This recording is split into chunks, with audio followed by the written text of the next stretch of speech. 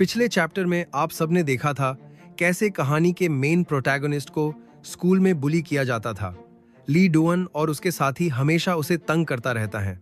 कभी उसे जमीन पर पड़ा हुआ केक खाने को बोलता, तो कभी उसे गंदा कॉकटेल जिसमें धूल, मिट्टी, गंदे सॉक्स मिला हुआ होता है। एक दिन वो टीवी में देखता है कैसे एक लड़का अपने बुलीज को खत्म कर दिया। वो ठान लेता है कि वो भी ये सब और नहीं सहेगा। स्कूल में उसे फिर से बुली किया जाता। वो उन लोगों से भागने लगता है। तभी ली डोअन उसे पकड़ लेता है। वो उसे घसीट के ले जा रहा था। तभी डोडू ने ली डोअन को रास्ते की तरफ धक्का देता है और तभी एक ट्रक सामने से आ रहा होता। ली डोअन कुछ कर पाता उसके पहले वो ट्रक उसे कुचल देता है। डोडू ये देखकर वहां से भाग जाता है।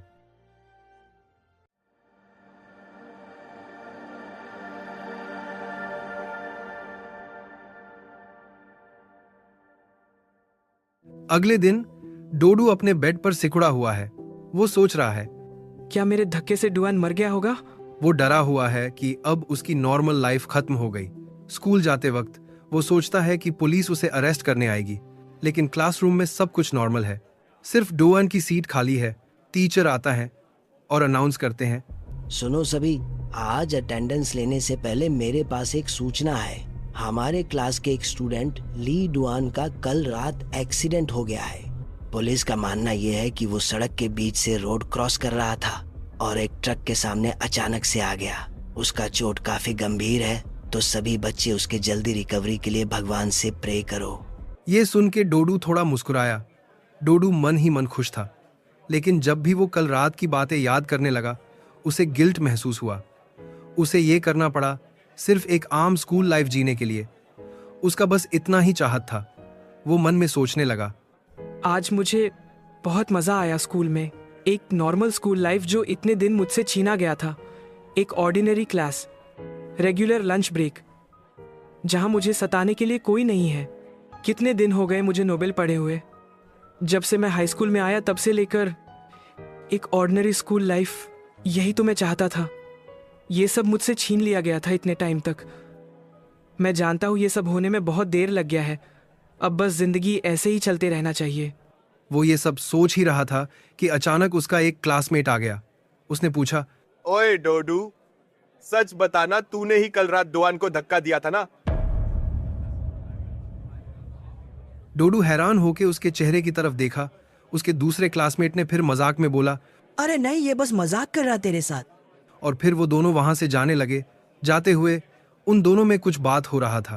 कल रात ही उसके साथ डोअन के क्रू का पंगा हुआ था, और तुझे लगता है इस फट्टू में उतना हिम्मत है? किसको पता था जब एक लूजर का सब्र का बांध टूटता है तो वो किस मुकाम पे पहुंच सकता है।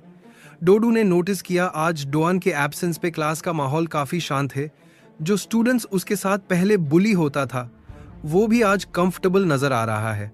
डोडू मन ही मन ये सोच रहा था। तब अचानक से एक पुलिस कार स्कूल के अंदर आते हुए दिखता। क्लास टीचर डोडू को ऑफिस बुलाता है। ये सुन के डोडू घबरा जाता है। ऑफिस रूम में पुलिस डोडू को हथकड़ियां पहनाता। एक ऑफिसर कहता है, तुमने ली डुअन को जान से मारने की कोशिश की है।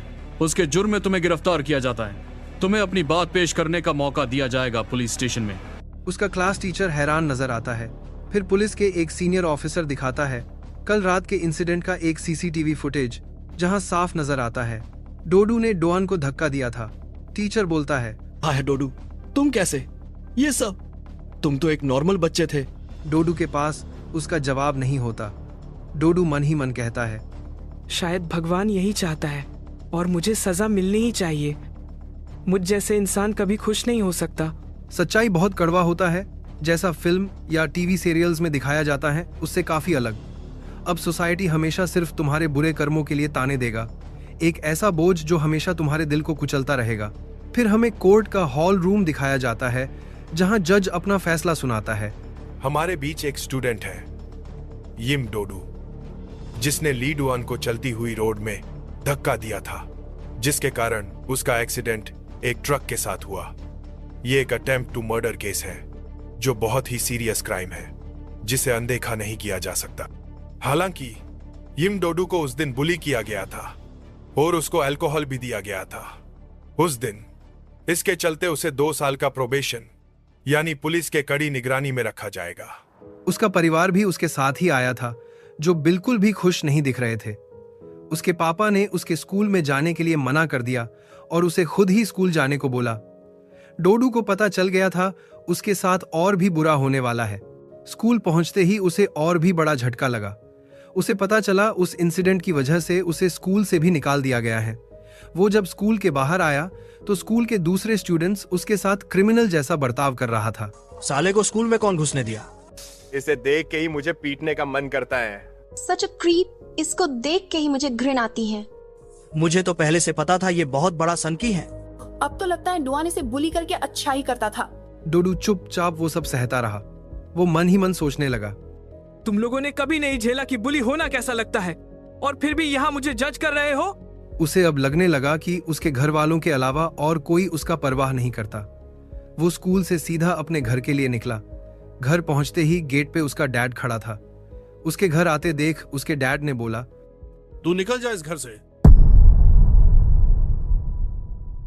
डोडू ये सुन के मानो उसके पैरों तले जमीन हिल गया। डोडू रोने लगा और बिना कुछ बोले घर से निकल गया। बाहर बहुत तेज बारिश हो रहा था। डोडू अपने अपार्टमेंट के बाहर चलते हुए सोच रहा था उसके परिवार वाले कितनी आसानी से उसे घर से निकल जाने को बोला। वो जिद ले लिया था कि घर वापस नहीं जाएगा। डोडू बस एक आम जिंदगी जीना चाहता था, पर अब उसके लाइफ में कुछ बचा ही नहीं। तभी वहां कुछ लड़के आ जाता है। डोडू उनको जानता है। ये वही स्टूडेंट्स हैं जो डोअन के साथ डोडू को बुली करता था। उनमें से एक लड़के ने कहा, जो तूने डुआन के साथ किया है उसके बाद तुझे ऐसे ही हम जाने नहीं देंगे। और फिर उसे पीटने लगे। उन लोगों के हाथ में अम्ब्रेला था, उसी से वो लोग डोडू की पिटाई करने लगे। डोडू बहुत लाचार नजर आ रहा था। वहां बहुत सारे लड़के थे, ऐसे में वो चाहकर भी ज्यादा कुछ नहीं कर पाता। एक लड़का उसके सर पे अपना जूता रगड़ते हुए बोलता है, तूने जो डुआन के साथ किया है उसके लिए तुझे माफी मांगना होगा, वो भी कुत्तों की तरह। और तुझसे बेहतर ये किसको पता होगा कि जब तक तू अच्छे से माफी नहीं मांगेगा तब तक हम लोग तुझे पीटते रहेंगे। डोडू सोचता है, क्या मैं डुआन को धक्का देके डुआन से भी घटिया इंसान बन गया? जब डुआन ने मुझे उस दिन मेटाफोरिकल क्लिफ से धकेला था तब तो किसी ने कुछ नहीं कहा। मैं माफी नहीं मांगूंगा, तुम लोगों ने पहले बुली किया था। एक लड़का ये सुन के काफी गुस्से में आकर उसके ऊपर बैठ जाता है और उसके फेस पे लगातार पंचेस मारता है। डोडू के पास एक ईंट का टुकड़ा पड़ा होता है। वो उसे उठाता है और बुली को इतना जोर से मारता है कि वो खून में लथपथ हो जाता है। डोडू कहता है, मैं अब किसी चीज का पछतावा नहीं करूंगा। मैं अब से दूसरों को खत्म करता रहूंगा ताकि मैं सरवाइव कर सकूं।